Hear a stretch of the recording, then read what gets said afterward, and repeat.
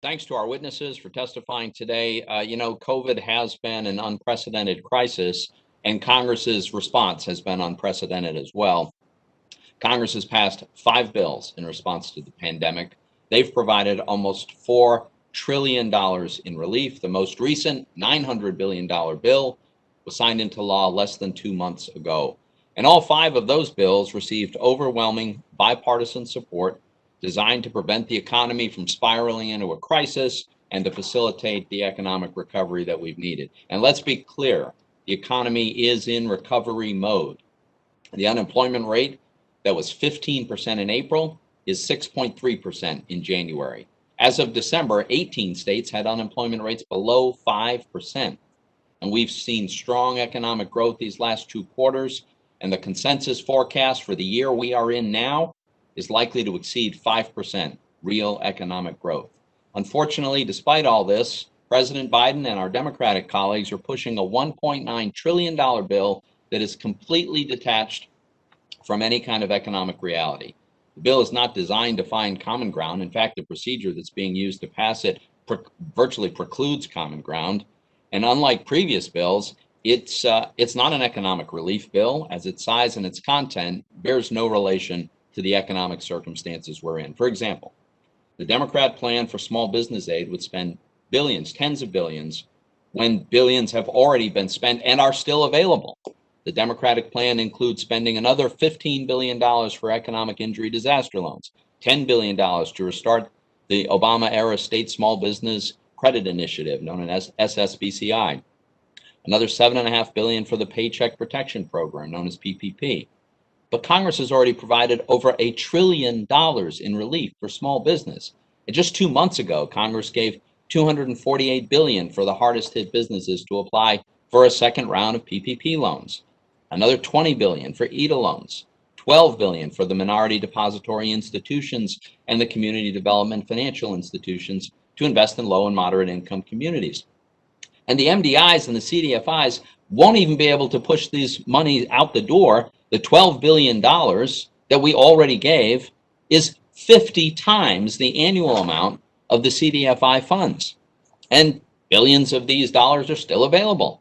As of earlier this week, more than $140 billion of PPP loan money is available, untapped.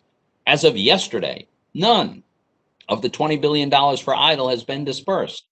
And it's doubtful that much, if any, of the $12 billion for MDIs and CDFIs has been put to use.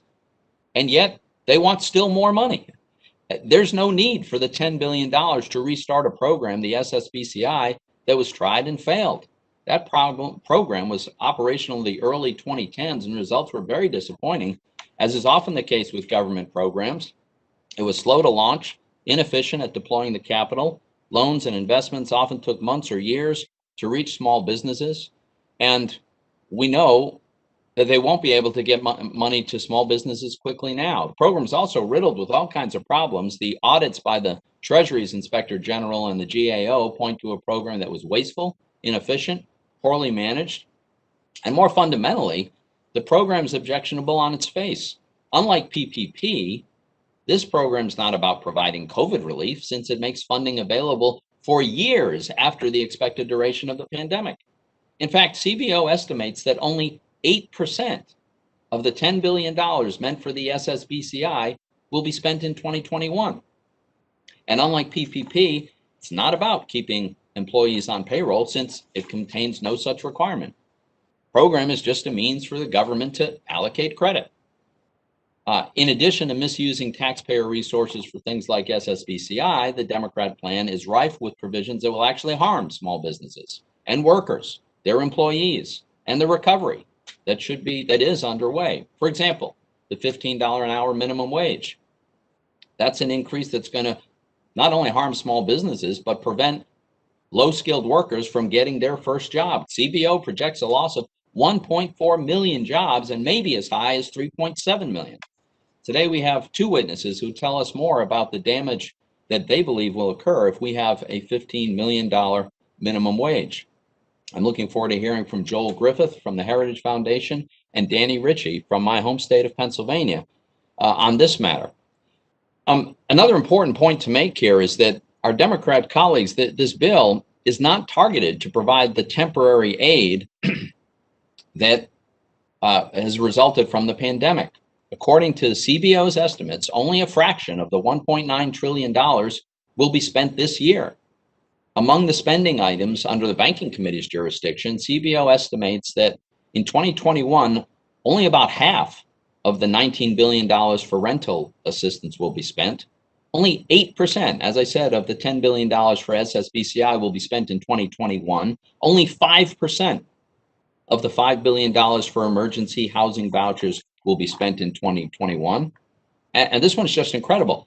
They estimate that 0% of the $5 billion for homeless assistance will be spent in 2021. What do they think that this pandemic goes on for decades? I mean, this makes no sense.